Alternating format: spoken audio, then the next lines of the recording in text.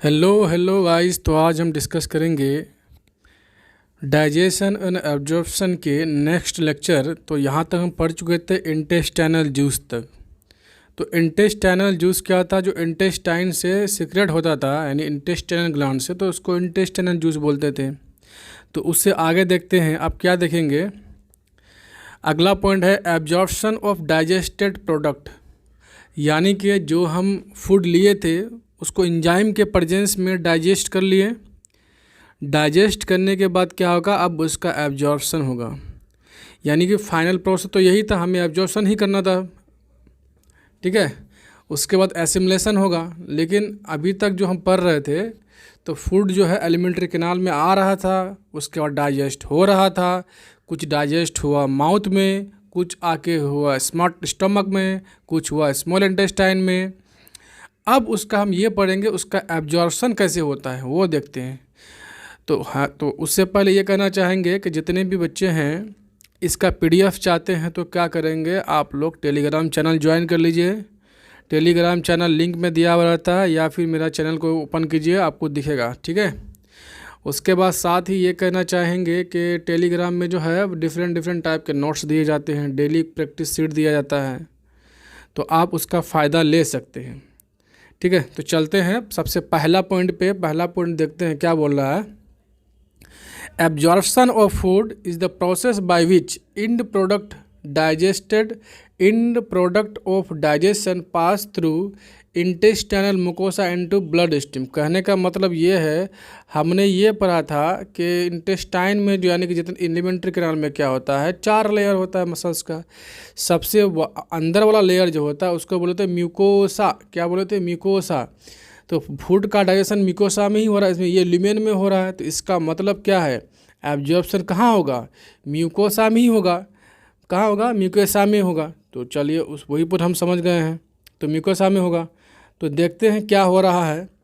तो बोल रहा है कि हाँ, जब भी क्वेश्चन ये पूछे कि इंड प्रोडक्ट का एब्जॉर्प्शन जो है किस लेयर में होता है, तो बोलेंगे इंटेस्टाइनल म्यूकोसा। और एब्जॉर्ब होकर जा कहाँ रहा है, तो ब्लड में जा रहा है और लिम्फ में जा रहा है। उसके बाद ब्लड और लिम्फ जो है पूरे बॉडी तक पहुंचा देगा एब्जॉर्ब फूड को, ठीक है। नेक्स्ट पॉइंट बोल रहा है कि most of the rest from the indigested food are absorb within the first, क्या बोला है, within the first third of small intestine in ingested, ठीक है। कहने का मतलब ये है कि most of the rest from ingested food are absorb, यानी जितने भी हम फूड लेते हैं, जितने भी हम फूड खाते हैं, हमने पहले इससे पहले ये बताया था कि ज़्यादा से ज़्यादा जो डाइजेशन होता है फूड का तो स्मॉल इंटेस्टाइन में होता है। अगर क्वेश्चन आता है कि मैक्सिमम डाइजेशन इस किस में होगा, तो स्मॉल इंटेस्टाइन में होगा। और एब्जॉर्प्शन किस में होगा, तो वही क्वेश्चन आंसर रहेगा स्मॉल इंटेस्टाइन में। तो वही बात बोल रहा है कि मैक्सिमम एब्जॉर्प्शन स्मॉल इंटेस्टाइन के 1/3 पार्ट पे हो जाएगा। मान लीजिए था स्मॉल इंटेस्टाइन टोटल था, पहले ड्यूडेनम था, फिर ज्यूजेनम था, फिर इलियम था, तो 3 पार्ट है। तो 3 पार्ट में एक ये जो 1/3 है, यानी 1/3 है, यानी कि ये वाला पार्ट, एक पार्ट में ही मैक्सिमम सब कुछ होता है, डाइजेशन भी होता है, एब्जॉर्प्शन भी होता है, इसी को बोलते हैं 1/3, ठीक है। अब बाकी जो बचा है इसको 2/3 बोलेंगे, ठीक है। तो यही चीज़ बोल रहा था। तो आगे देखते हैं आगे क्या कह रहा है कि presence of villi and microvilli in small intestine increase the absorptive surface area. कहने का मतलब ये है, जो ये है ल्यूमेन में जो सबसे अंदर वाला लेयर है जिसको म्यूकोसा बोलेंगे। तो देखो यहाँ पे एब्जॉर्ब हो रहा है, यहाँ पे एब्जॉर्ब हो रहा है, यहाँ पे एब्जॉर्ब हो रहा है, यहाँ पे एब्जॉर्ब हो रहा है, यहाँ पे एब्जॉर्ब हो रहा है, यहाँ पे एब्जॉर्ब हो रहा है, यहाँ हो रहा है, यहाँ हो रहा है, यहाँ हो रहा है, ऐसे हो रहा है एब्जॉर्प्शन। अगर हमें बढ़ाना है एब्जॉर्प्शन तो इसको या तो ल्यूमेन को बढ़ा के बहुत इतना बड़ा कर दे, ठीक है। तो ये तो पॉसिबल है नहीं कि ल्यूमेन को हम बढ़ा सकते हैं। तो करेंगे क्या, इतना ही जगह पे हमें इस तरह से एडजस्ट करेंगे कि मेरा क्या होगा, सरफेस एरिया को बढ़ जाएगा। तो यहाँ क्या होता है, ये वाला लेयर जो इस तरह का फोल्ड होता है ऊपर की तरफ, इसी टाइप से, इस टाइप से, ठीक है। पहले इतना में ऑब्जर्व हो रहा है, अब देखिए इतना इतना इतना ऐसे ऐसे ऐसे हो रहा है। कैसे हो रहा है देखिए थोड़ा सा बताइए। पहले इतना जगह पे ऑब्जर्वेशन हो रहा था, यहाँ हो रहा था, यहाँ हो रहा था, यहाँ हो रहा था। अब देखिए अब क्या हो रहा है, अब देखिए तो देखिए इतना जगह के जगह इतना एरिया ना हो के आप कितना एरिया हो गया, इतना एरिया हो गया, देखिए इस टाइप से इतना एरिया हो गया। अब देखिए तो कितना एरिया बढ़ गया, यानी इतना ही एरिया पे पहले एब्जॉर्प्शन हो रहा था, पहले इतना ही एब्जॉर्प्शन हो रहा है। अब देखिए इसी को अगर सीधा कर दिए, ये वाला ऐसे ऐसे करके इसको सीधा कर दिया जाए तो देखिए यहाँ से लेके यहाँ तक आ जाएगा। बताइए, तो इसी ये जो फोल्डिंग ऊपर हुआ है इसी को क्या बोलते हैं, माइक्रोविलाई बोलते हैं। क्या बोलते हैं, विलाई बोलो, एंड सबसे उसमें जो छोटे छोटे और फोल्डिंग होते हैं, हेयर लाइक होते हैं, उसको बोलते हैं माइक्रोविलाई बोलते हैं। ठीक है। तो क्वेश्चन ये पूछ सकता है कि माइक्रोविलाई और विलाई एलिमेंट्री कैनाल के किस पार्ट पे होगा, तो बोलेंगे स्मॉल इंटेस्टाइन में होगा। कहाँ पे होगा, स्मॉल इंटेस्टाइन में होगा। चलिए नेक्स्ट पॉइंट पे चलते हैं। बोल रहा है कि absorption of food take place by diffusion. देखो जैसे फूड का एब्जॉर्प्शन यहाँ पे हो रहा है, यहाँ पे फूड ले रहा है, तो वहाँ पे भी बहुत सारे प्रोसेस होते हैं। या तो एब्जॉर्प्शन होगा, यहाँ सॉरी एब्जॉर्प्शन में क्या होता था, तो डिफ्यूजन होगा, या फैसिलिटेटेड डिफ्यूजन होगा, या एक्टिव ट्रांसपोर्ट होगा।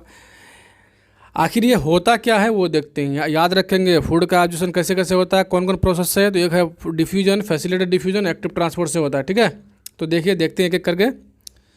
अब मैकेनिज्म ऑफ एब्जॉर्प्शन देखते हैं। पहला देखते हैं सिंपल डिफ्यूजन क्या होता है। सिंपल डिफ्यूजन यानी स्मॉल अमाउंट ऑफ मोनोसेकेराइड, जैसे मानते सेकेराइड क्या है, ग्लूकोज है, अमाइनो एसिड है, इलेक्ट्रोलाइट्स है, एंड इलेक्ट्रोलाइट सच जैसे क्लोरीन है, क्लोरीन पे माइनस ऐसा है। ठीक है, क्लोरीन है एब्जॉर्ब बाय दिस मेथड। याद रखना क्या है कि सिंपल डिफ्यूजन से किस किस का एब्जॉर्प्शन होता है, तो ग्लूकोज का, अमाइनो एसिड का, इलेक्ट्रोलाइट्स का, जैसे कि क्लोरीन एग्जाम्पल दिया हुआ। ठीक है, इसमें क्या होता है, सिंपल डिफ्यूजन होता है। किस क्या होता है, सिंपल डिफ्यूजन होता है।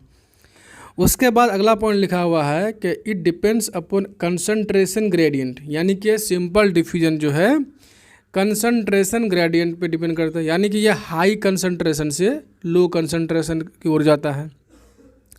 इसी को हम क्या बोलते हैं, सिंपल डिफ्यूजन बोलते हैं। अगला पॉइंट लिखा है कि absorption of fatty acid, glycerol, fat soluble vitamin. देखो vitamin A, vitamin D, vitamin E, vitamin K, ये सारे के सारे विटामिन क्या होते हैं, फैट सोलेबल विटामिन होते हैं। और जो विटामिन ए बी होते हैं वो क्या होते हैं, वाटर सोलेबल विटामिन होते हैं। ठीक है, याद रखेंगे। बोला is also place by this method, यानी कि कहने का मतलब हमें अब यहाँ पे देखिए सिंपल डिफ्यूजन में तीन चीज़ याद रखेंगे। क्या क्या रखेंगे कि ग्लूकोज का, अमाइनो एसिड का, इलेक्ट्रोलाइट का यहाँ पे सिंपल डिफ्यूजन के द्वारा एब्जॉर्प्शन होता है। और ये डिपेंड किस पे करता है, कंसंट्रेशन ग्रेडियंट पे डिपेंड करता है। उसके साथ ही हमें ये याद रखना है कि जैसे कि फैटी एसिड हुआ, ग्लिसरॉल हुआ, फैट सोलेबल विटामिन है। जैसे फैट सोलेबल विटामिन क्या है, ए है, डी है, ई है, के है, ये सारे विटामिन का भी एब्जॉर्प्शन सिंपल डिफ्यूजन से ही होता है। ठीक है, सिंपल डिफ्यूजन से ही होता है।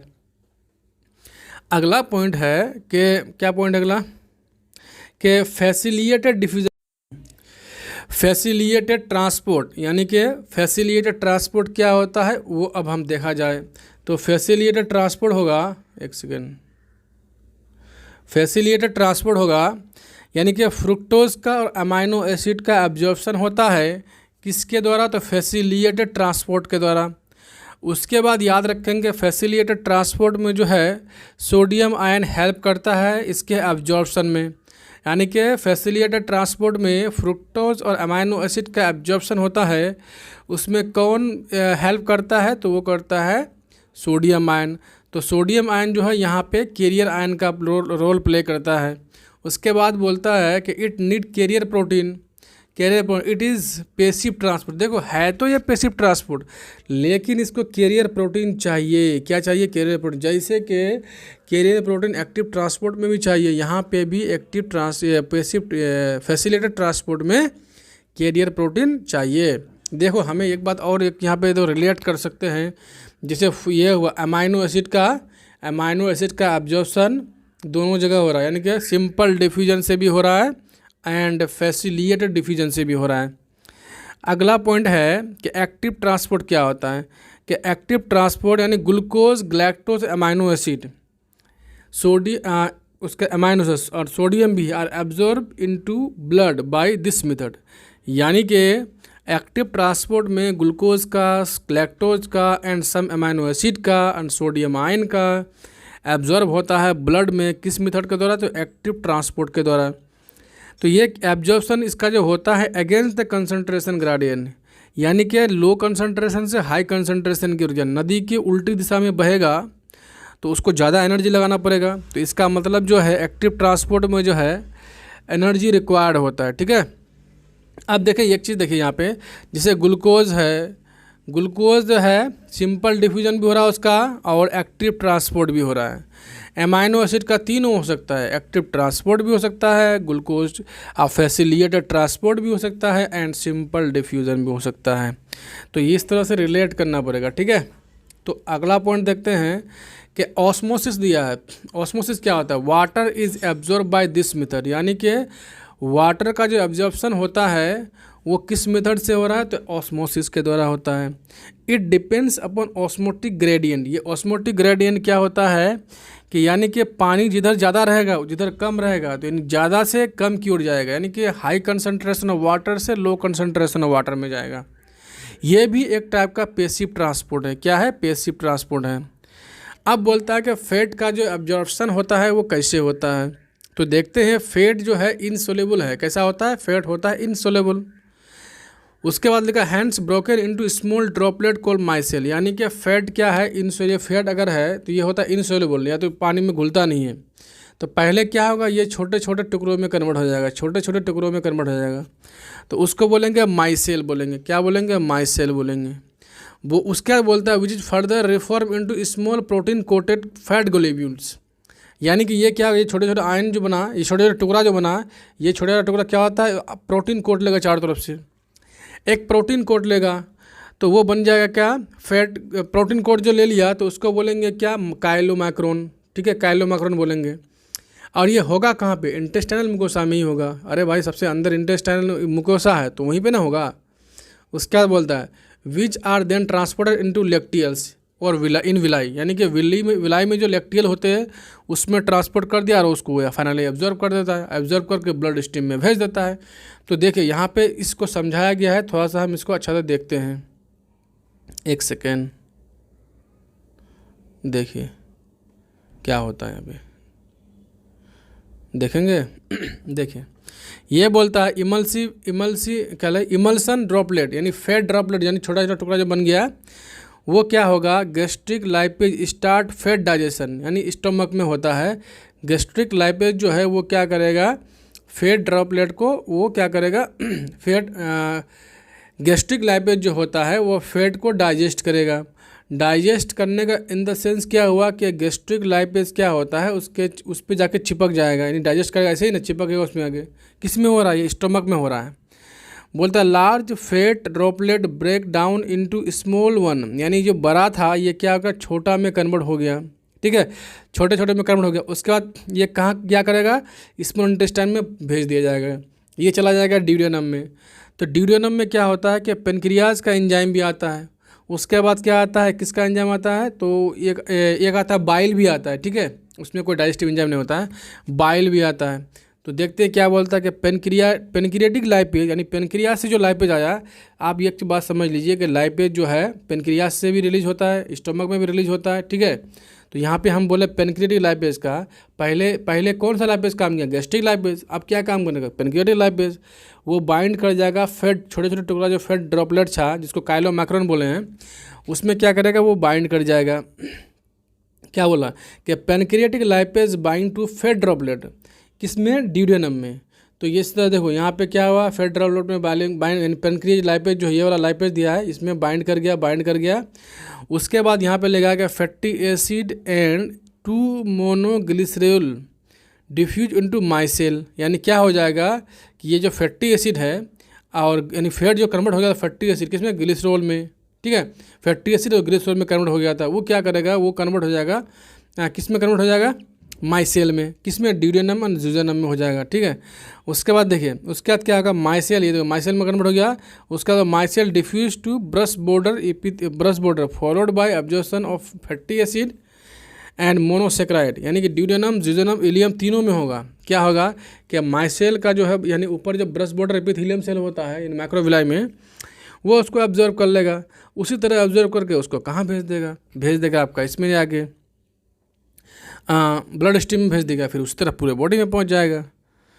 अब लास्ट पॉइंट है कि the summary of absorption in different part of digestive system, यानी ओरल कैविटी में किसका एब्जॉर्प्शन हो रहा है, स्टमक में किसका हो रहा है, स्मॉल इंटेस्टाइन में किसका हो रहा है, लार्ज इंटेस्टाइन में किसका हो रहा है। तो सबसे पहले हम देखते हैं ओरल कैविटी या वक्कल कैविटी बोलो तो क्या बोल रहा है ओरल कैविटी में।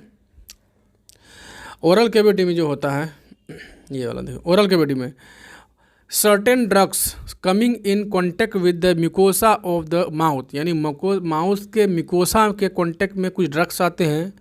एंड कहाँ, लोअर साइड ऑफ टंग, टंग के लोअर साइड में वो क्या होता है कि वहाँ पे एब्जॉर्प्शन होता है और एब्जॉर्ब करके ब्लड स्ट्रीम में भेज दिया जाता है। तो याद रखेंगे कुछ ड्रग्स का जो होता है और क्या होता है, certain drugs coming in contact with the mucosa, हाँ कुछ ड्रग्स का ही वहाँ पे एब्जॉर्प्शन होता है। उसके बाद अगला पॉइंट बोला वाटर और simple sugar, water simple sugar and alcohol का एब्जॉर्प्शन होता है स्मॉल स्टोमक में होता है, किसका, वाटर का, सिंपल शुगर का, अल्कोहल का। नेक्स्ट पॉइंट क्या कह रहा है कि स्मॉल इंटेस्टाइन में glucose, fructose, fatty acid, glycerol, amino acid, यानी मैक्स हम सोचेंगे सबका एब्जॉर्प्शन कहाँ होगा रे, तो स्मॉल इंटेस्टाइन में होगा, सबका बदला लेगा रे, तो सबका बदला लेगा मतलब सबका एब्जॉर्प्शन करेगा रे, कौन करेगा, स्मॉल इंटेस्टाइन करेगा, ठीक है। लार्ज इंटेस्टाइन में क्या होता है, वाटर का and some minerals and drugs का होता है। ये पॉइंट याद रखेंगे, ठीक। चलिए नेक्स्ट पॉइंट बोल रहा है एसिमुलेशन क्या होता है कि जैसे हम फूड को एब्जॉर्ब कर लिए, एब्जॉर्ब करने का टिश्यू में पहुंचा दिए, वहाँ पे उसका क्या हो जाएगा, अब यूटिलाइजेशन होगा, यूज़ होगा, उसी को क्या बोले, एसिमुलेशन बोलेंगे। क्या लिखा है, absorb substances finally reach tissue where they are utilize full stop, this process is called assimilation बोलते हैं। ये क्या बोला, ये फुल स्टॉप क्या बोला, यूटिलाइज, यहाँ पे फुल स्टॉप लिखना नहीं, यहाँ पे अगर फुल स्टॉप मतलब ये फुल स्टॉप होगा, ठीक है, ये फुल स्टॉप, ये जो डॉट होता है ना उसको बोलते हैं। इस प्रोसेस को क्या बोलेंगे, एसिमुलेशन बोलेंगे, ठीक है। अब लिखा है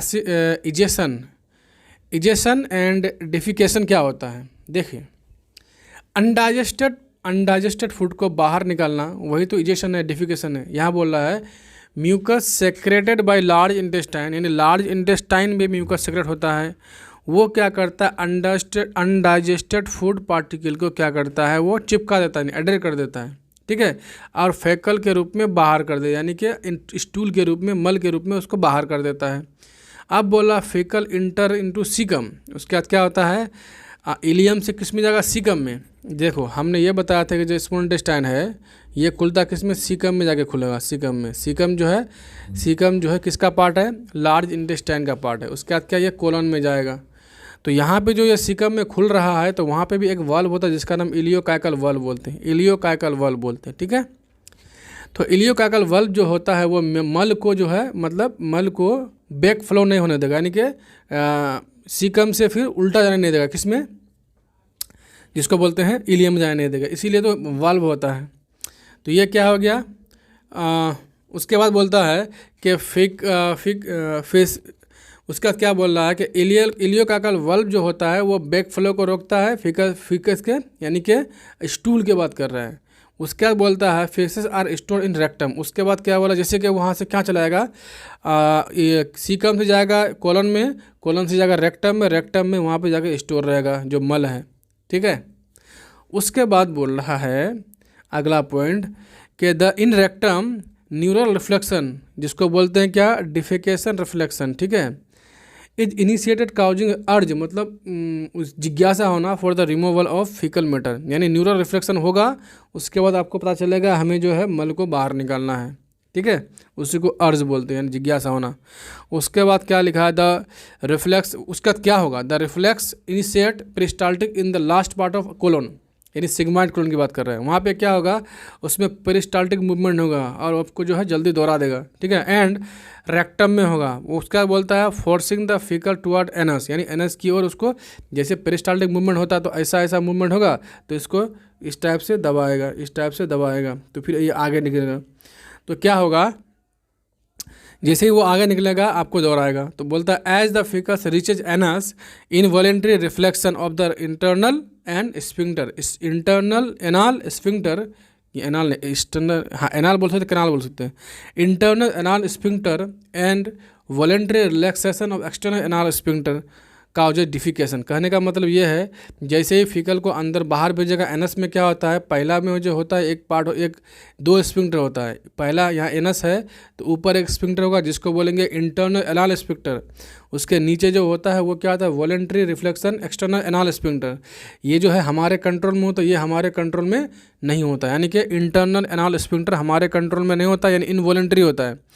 और जो ये एक्सटर्नल इनाल स्फिंक्टर होता है वो हमारे कंट्रोल में होता है, और ये किसको बोलते हैं, डेफिकेशन। कुछ देर तक तो रोक सकते हैं भाई। उसके बाद देखिए फीकस यानी क्या है, मल्टी स्टूल की बात कर रहा है। क्या होता है, इट इज़ ब्राउन कलर। कैसा कलर होगा इसका, ब्राउन कलर होगा। क्यों, क्योंकि इसमें बाइल पिगमेंट, जैसे क्या, कौन सा पिगमेंट होता है, स्ट्रोबुलिन, क्या लिखता है, स्टेरोकोबिलिन, स्टेरोकोबिलिन एंड स्टेरोबिलिन नामक कुछ पिगमेंट होता है, और बाइलोडुबिन होता है। ये क्या होता है, ये सारे पिगमेंट जो है बाइलोडुबिन के डेरिवेटिव है। बाइलोडुबिन कहाँ से रिलीज होता है, तो होता है ये लीवर से, ठीक है। तो याद रखेंगे उसका ब्राउन कलर किस लिए होता है, तो स्टेरोकोबिलिनोजेन एंड स्टेरोकोबिलिन के कारण होता है। उसके बाद देखो नेक्स्ट पॉइंट बोल रहा है कि meconium is the earliest stool of infant. यानी मेकोनियम क्या किसको बोलेंगे, जब बच्चे पैदा होंगे सबसे पहला जो स्टूल होता है उसको मेकोनियम बोलते हैं। मेकोनियम क्या कंपोज्ड ऑफ मटेरियल किसी आता है, ingested food ingested during the time of infant spend in uterus. यानी जब लास्ट में यूटेरस में जो बच्चे था माँ के, वहाँ पे जो वो फूड इंजेस्ट किया था माँ के इससे ब्लड से, उससे जो ये बन रहा है स्टूल बन रहा है उसको क्या बोलते हैं, मेकोनियम बोलते हैं। इसी को तो इनिशियल में ये बोलेंगे, स्टूल बोलेंगे। तो इस तरह से है मेरा यहाँ पे चैप्टर खत्म होता है।